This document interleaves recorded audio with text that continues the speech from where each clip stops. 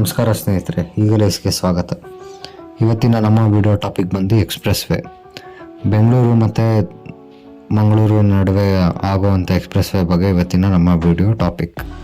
So ಈ ಹಿಂದೆ ನಾವು ಮಾಡಿದ ಎಲ್ಲ ಎಕ್ಸ್ಪ್ರೆಸ್ ವೇ ತೋರಿಸಿದಂಥ ಸಪೋರ್ಟ್ ಈ ವಿಡಿಯೋಗೂ ತೋರಿಸಿ ಅಂತ ಕೇಳ್ಕೊತ ಈ ವಿಡಿಯೋನ ಶುರು ಮಾಡೋಣ ಬನ್ನಿ.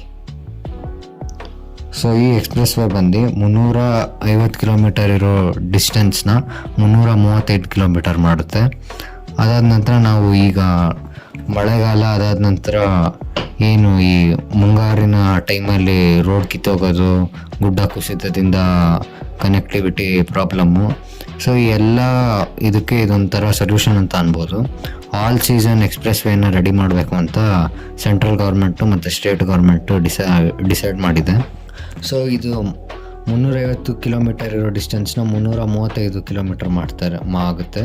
ಅದಾದ ನಂತರ ಎಲ್ಲ ಅಂದ್ಕೊಂಡಂಗೆ ಆದರೆ ಬೆಂಗಳೂರು ಮತ್ತು ಮಂಗಳೂರು ನಡುವೆ ಇರೋ ಟ್ರಾವೆಲ್ ಟೈಮ್ನ 7ರಿಂದ 8 ಅವರ್ನ ಹತ್ತತ್ರ 4 ಅವರ್ಗೆ ತರ್ಬೋದು ಅಂತ ಇದ್ದಾರೆ.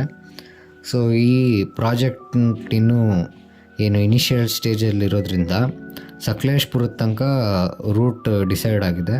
ಅದಾದ ನಂತರ ಶಿರಾಡಿ ಘಾಟ ಅಥವಾ ಚಾರ್ಮುಡಿ ಘಾಟ ಅಂತ ಇನ್ನೂ ಯೋಚನೆ ಮಾಡ್ತಾ ಇದ್ದಾರೆ.